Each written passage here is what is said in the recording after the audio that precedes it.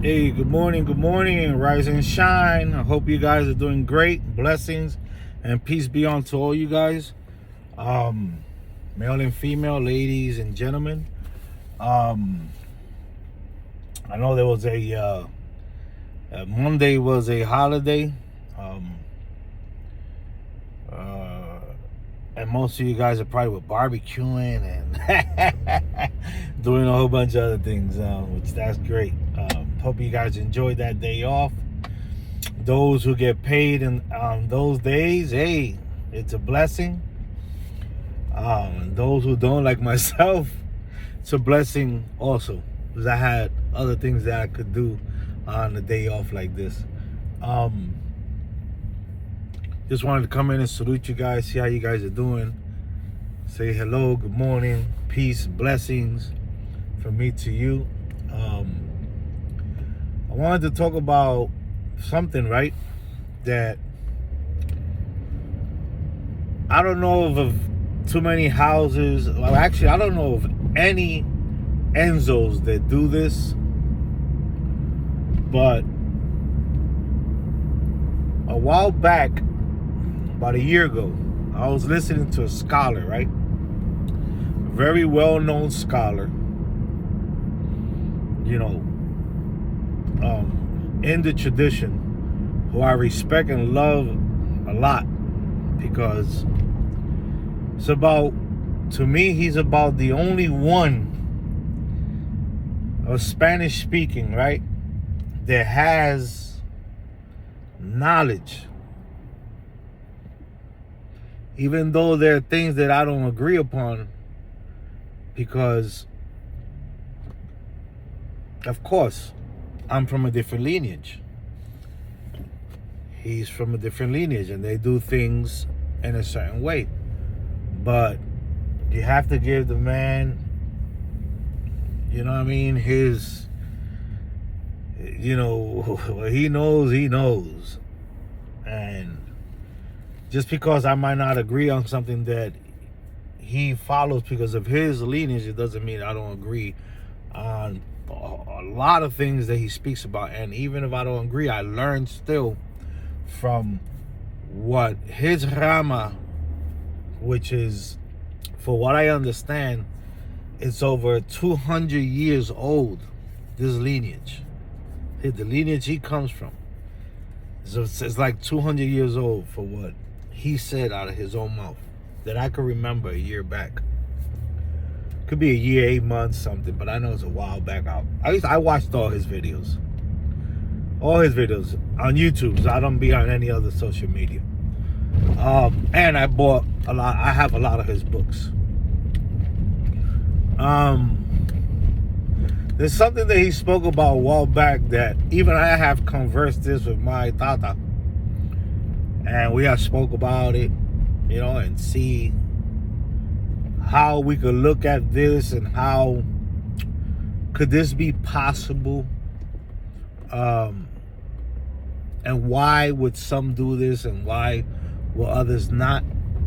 And we're talking about the word, right? It's a word that's called potestad. Potestad, when you translate it to English, one of the main things that it pops up of in the dictionary is power.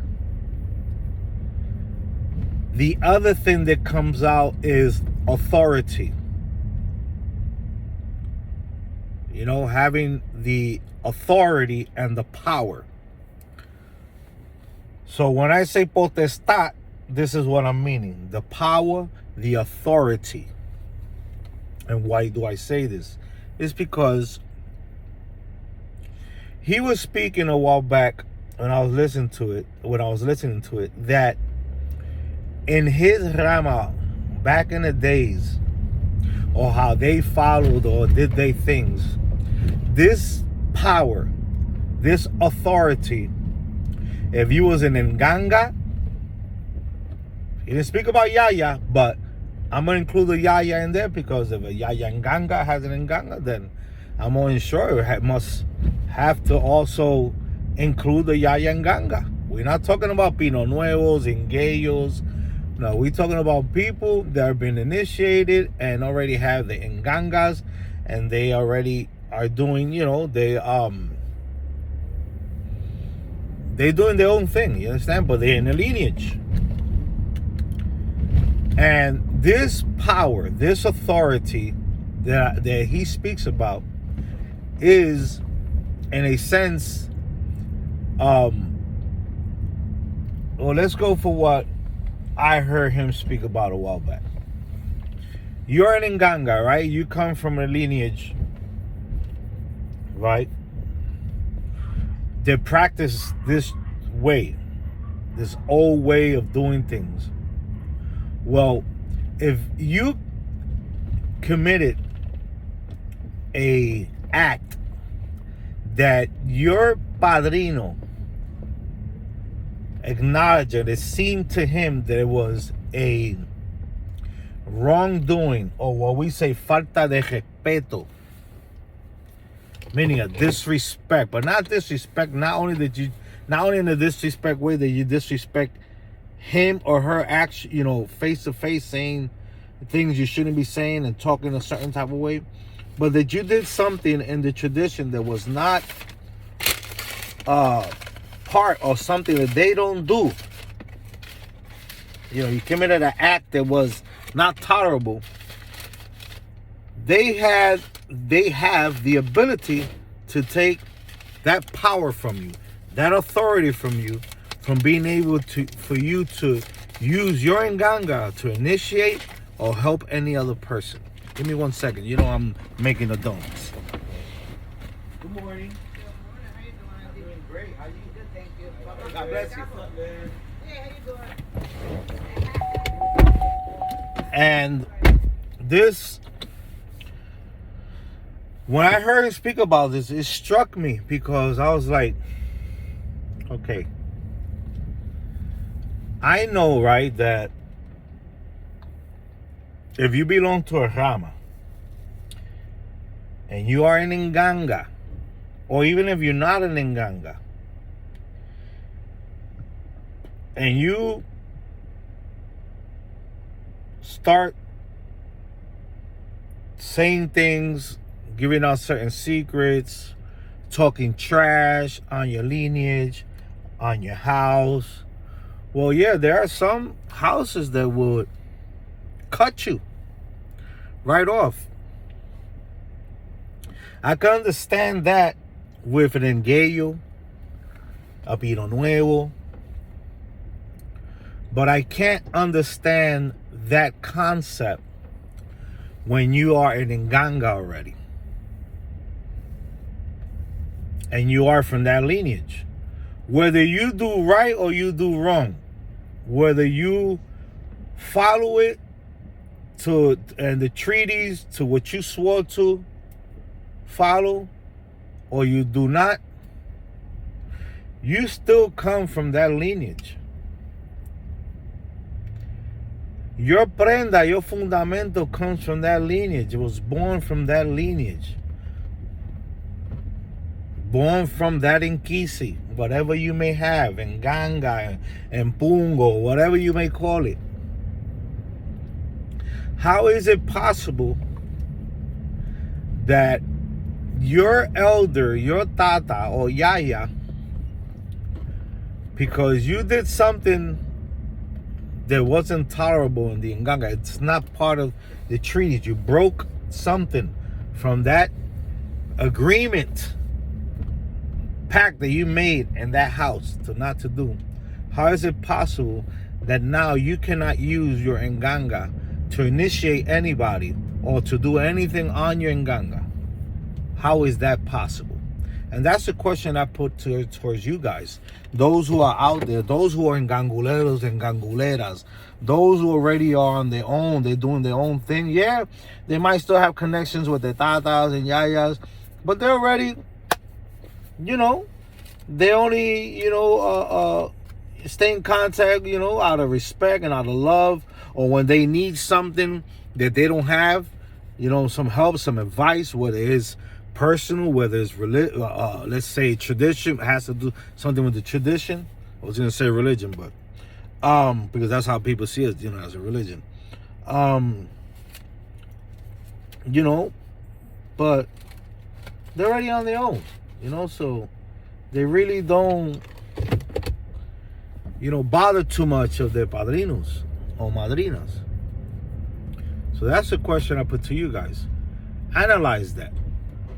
If you guys got any insight, let me know how you guys feel about that. Is it possible? Because, see,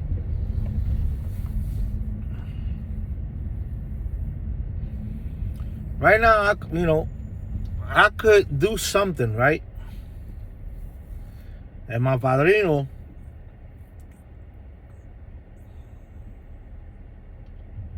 because of the lineage, I broke something from the lineage that it's not tolerable, it's not negotiable. And my padrino will get pissed off, maybe cuss me out, maybe not speak to me for a while,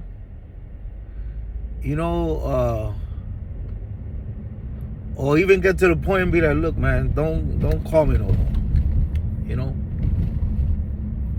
But how can my padrino tell me you not allowed to initiate or to work on your nganga anymore?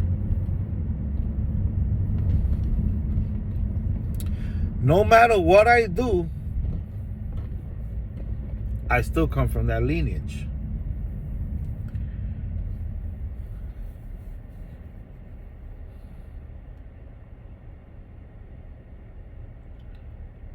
You understand? I still come from that lineage. Now, could my padrino say he's Briyumba Mulemba, but he has taken a different course? I recognize him as being part of the lineage. I am his padrino, but he's taken another course, and I do not agree on what he's doing. That's not Briyumba Mulemba. Like, that's not part of what we do. That I could see, and he could speak in that sort, because if I'm not following and I'm breaking treaties and breaking agreements, of course he got the right to do that, or she has the right to do that. Maybe let others know. Listen, if you bump into Tata Zongo, I'm his padrino, he's part of the lineage, but he's not following what was agreed upon and how the lineage works or do their things. So I'm just letting you know that don't come to me telling me your godchild did this and this, that. I already told you offhand that he's not following what he's supposed to follow. He went AWOL. In other words, let's say that he went AWOL. But as far as saying that you cannot use your nganga, you cannot work with it, you cannot initiate nobody, you cannot help nobody with that, you cannot do a bilongo and ensara, you cannot do that. That's where I'm a little bit, because remember, when you make a pact with that muerto inside there, that's between you and that muerto, not your padrino.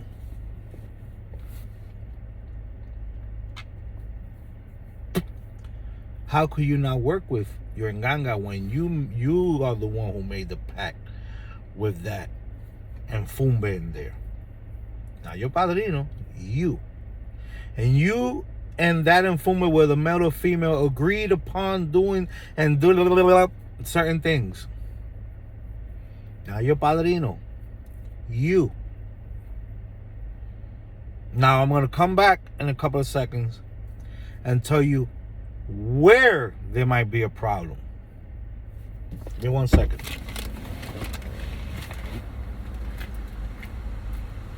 Vaya, lo que hay, barbero. Ya tú sabes. Cuídate, papi. Okay, let's continue. This is where the problem lies and it entails and whatever you want to call it. When you received your enganga from that munanso, that lineage has a biogenetic rope. Just look at it as it has a DNA that comes from whenever that lineage started and who started it and where it comes down from. And they have treaties, rules, laws, do's and don'ts, their own mambos, their own way of working, of doing ensadas, of working bilongo.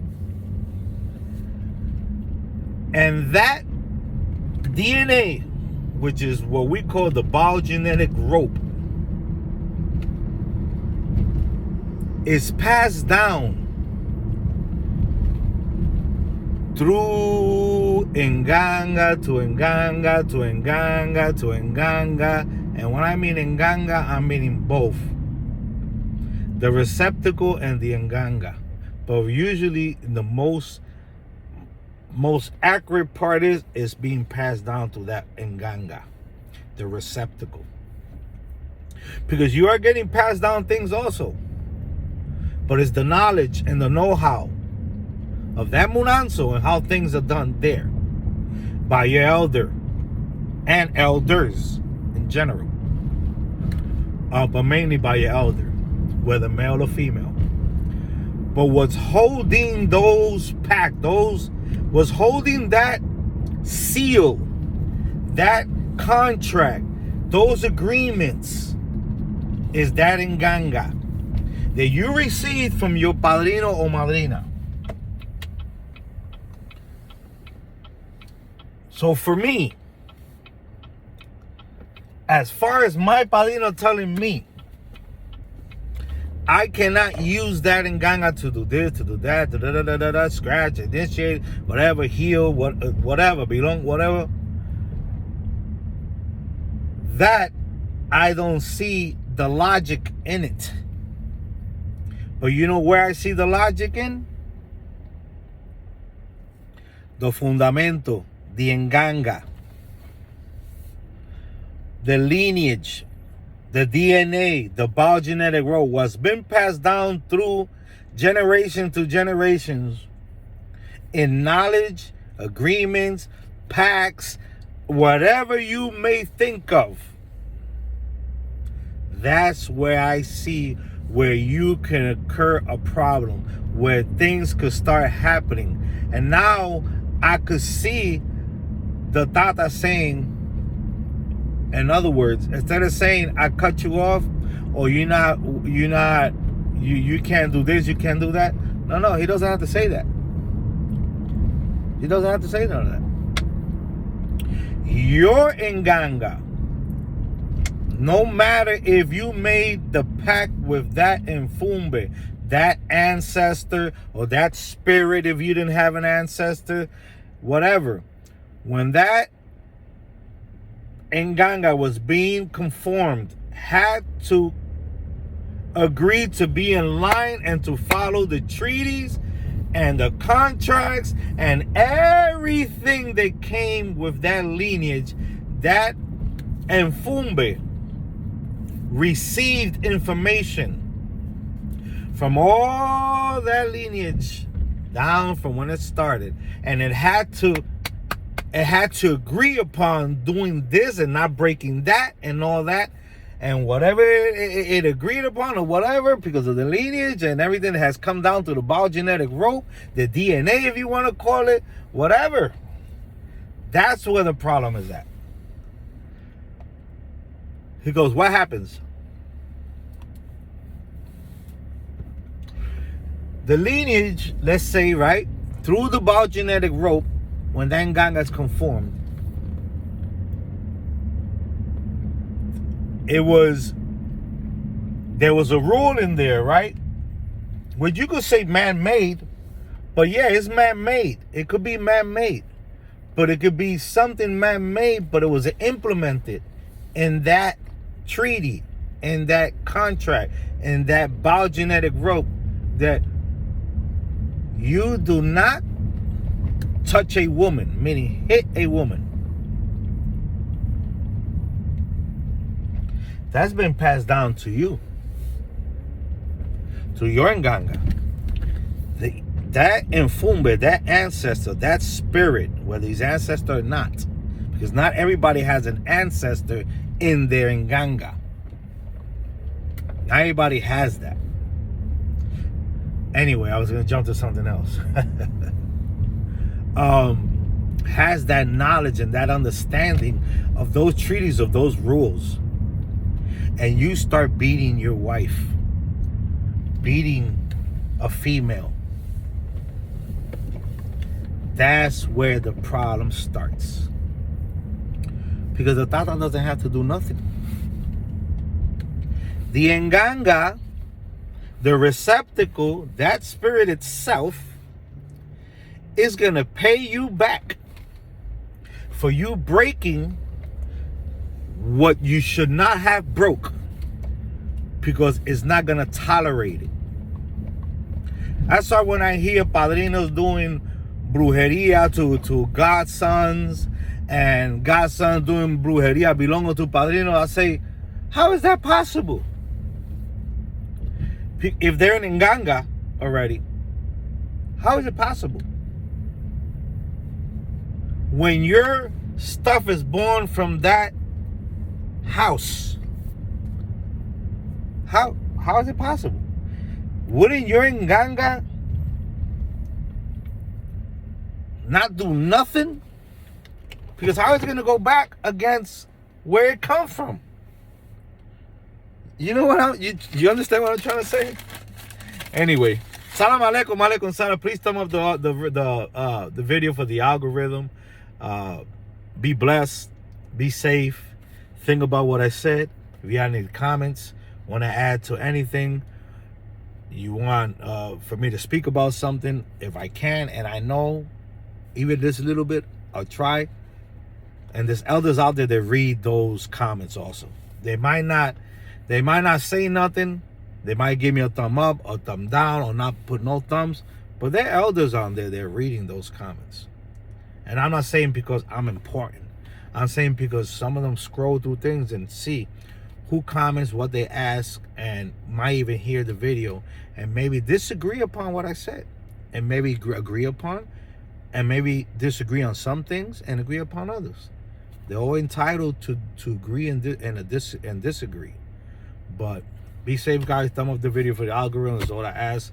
Be safe. Salam alaikum, alaikum salam, que se me lo acutare hoy, mañana y siempre. Peace.